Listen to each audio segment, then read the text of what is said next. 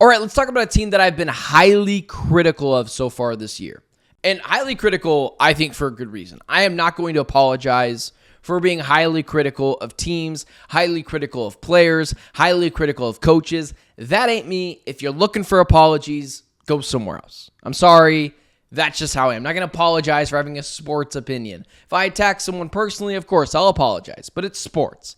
Nothing of this should be really taken seriously. My analysis should be, but sports at the end of the day is something fun. I was so wrong, like so wrong about the signing of Saquon Barkley. Saquon, his statistics were not amazing. They weren't with the New York Giants, especially of recently noted. He's had a lot of injuries, but some of that could be he just wasn't supported. He has been a slam dunk, home run, underpaid running back at this point for the Philadelphia Eagles. And good for the Eagles. Good for them. They're a ton of fun. They have a lot of talent on this team.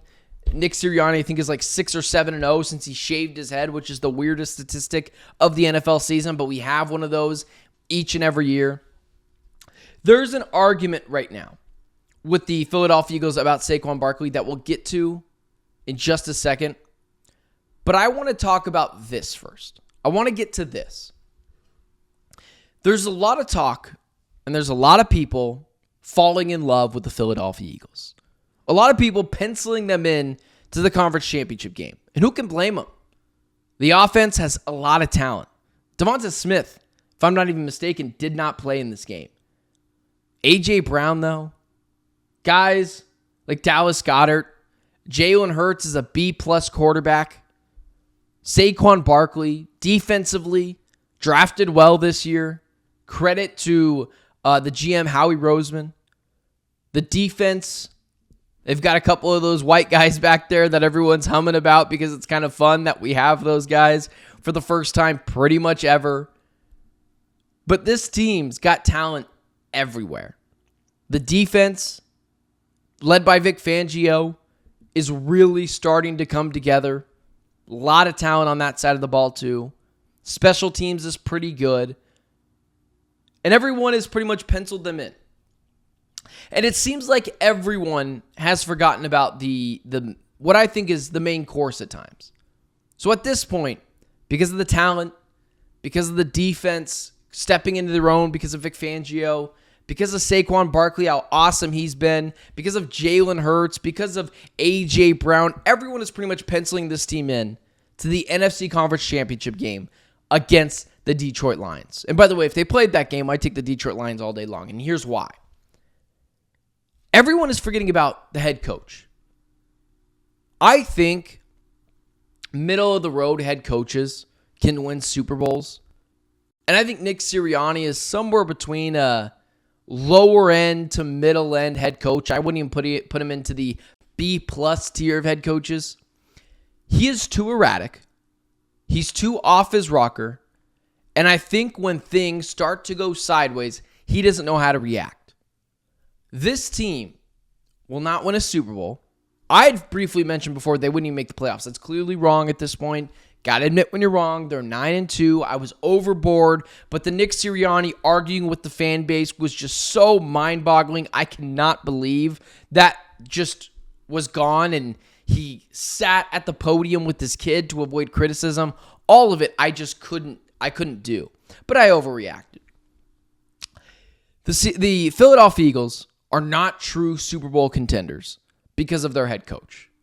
Until Nick Sirianni eventually makes it to the Super Bowl this time around without his coordinators, who I thought were instrumental to that Super Bowl run a few years ago, I won't take the guy seriously. I think he's too erratic. I don't trust him situationally, game to game, down to down. I don't trust him with clock management. I think this team's shortcomings is going to come at the head coaching expense. I just can't trust him. I don't know how other people have forgotten about years of data just because of a brief win streak, which is impressive, but for the most part, hasn't asked Nick Sirianni to make crucial game-to-game, down-to-down decisions, and he's succeeded at it. There have been times where he has really dropped the ball and situationally decisions. So at this point, the only thing holding the Eagles back, and I hope they still fire the guy at the end of the year, is Nick Sirianni. There's just no chance this team can win a Super Bowl with that kind of buffoonery as your head coach. I don't take him seriously. He lost me when he started fighting with fans in the crowd. There's no coming back from that. This team will be held back by Nick Sirianni. If they just had an average head coach that just stood on the sidelines and did nothing, I might pick them to win the Super Bowl. They're that uberly talented. But when you have a bad head coach, that can negate a lot. And I think, just honestly, that's what Nick Sirianni is going to do. Openly negate some of the great things that this team can do. And that's where I feel about Nick Sirianni and the Philadelphia Eagles. Now, here's the other thing. Here's where positive. If you're an Eagles fan and you're still watching this video and listening to me. There is the argument to be made that Saquon Barkley should be the MVP. We haven't had a true, in my opinion, argument for running back, or not even running back, but I guess it has been either running back or quarterback, but whatever. We have never had a true argument since, I believe, 2012 when Adrian Peterson won the MVP for a running back winning the award. And I think it is totally fair. I'm going to be honest with you.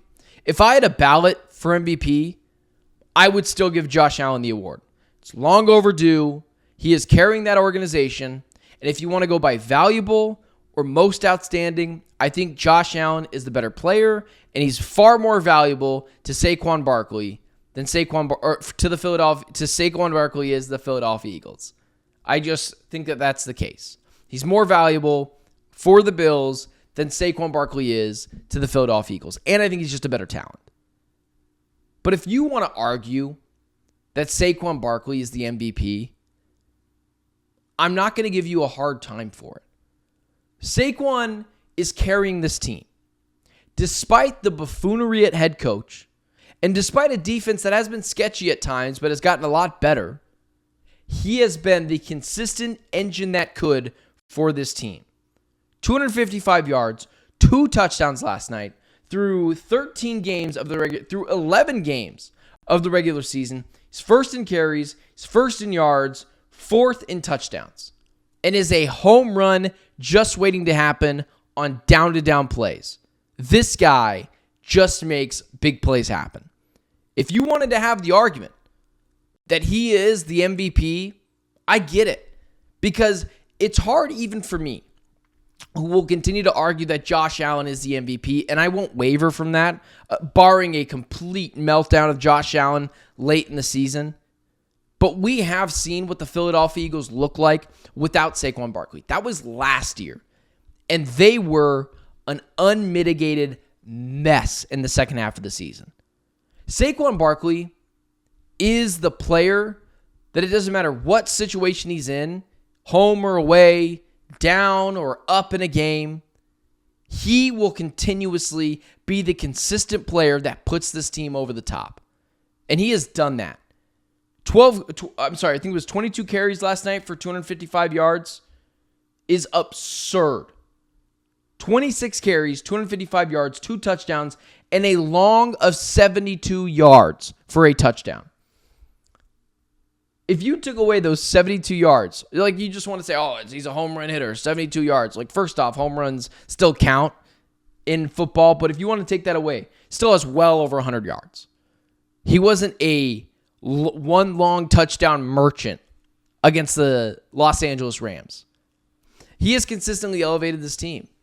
And if you want to make the argument he's the MVP, it's a fair argument. Because we saw what the Eagles looked like without him. They were an unmitigated disaster. This year, he is the security blanket for this offense. When things are going poorly, give it to Saquon Barkley. When things are going well, give it to Saquon Barkley. If you need a chunk play, give it to Saquon Barkley. He's a home run touchdown waiting to happen on game to game, on down to down instances. That is how good he's been. And I've largely negated the fact or really played down the fact of anyone outside of a quarterback winning MVP, and I'll probably do that again this year. Josh Allen should still be the MVP, but Saquon Barkley is a not so distant second place. He is everything to this Eagles team. But also, you still look at them last year. They still won 11 games last year. They still made the playoffs. If the Bills lost Josh Allen, does anyone think he's making the playoffs? Does anyone think that team is viable at all? No, of course not. So you can't argue that he's more valuable, and you can't argue that he's better. Josh Allen is having a phenomenal year. But Saquon Barkley, if you want to make the argument, I'm not going to scoff at you or turn my nose at you. It doesn't make any sense. Saquon Barkley's been amazing for this team, and I was wrong. It has mattered more than even I thought. It is well worth the money. I thought he was getting too much money to start the year. He's clearly underpaid at this point, and I feel bad for the New York Giants. But let me lean on that New York Giants factor just really quickly. I don't blame the Giants for letting go of Saquon Barkley. I don't at all. And I think if you blame the Giants for letting go of Saquon Barkley, I think it's just a low blow. Does anyone really think if they would have given Saquon Barkley more money that they'd be any different? No. This team was horrendous without Saquon Barkley. This team was horrendous with Saquon Barkley. They've won one playoff win with Saquon Barkley as his tenure as a New York Giant. He wasn't changing anything. Now, it just sucks for the Giants that he went to the Eagles and he's a rock star over there. But if the Giants paid $10, $12 million to Saquon Barkley and they were still an unmitigated disaster, and they were last year as well with him, everyone would have said, why did you pay that much money to a running back? You don't need Saquon Barkley. Trade this guy away. Get rid of him. You're wasting his prime.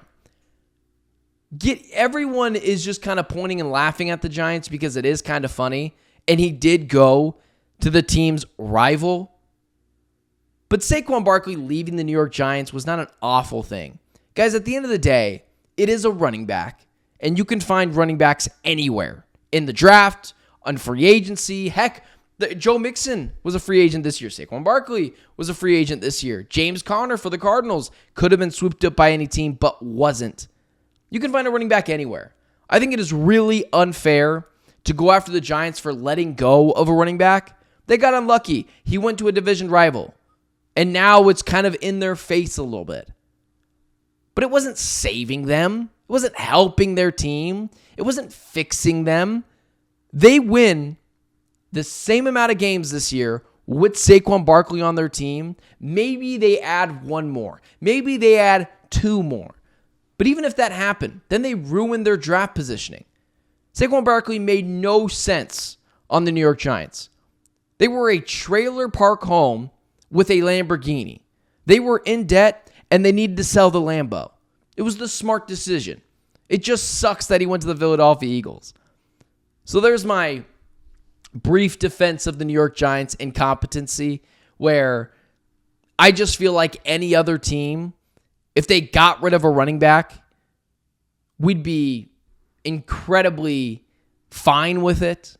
We wouldn't kill them. I mean, heck, the Bengals let go of Joe Mixon. Chase Brown's been just as fine. No one is killing the Cincinnati Bengals for that. They've got another guy. It's easy to replace. Saquon Barkley was still on the Giants, nothing would change, and they'd just be spending a bunch of money on a Lamborghini when they don't have a roof over their heads.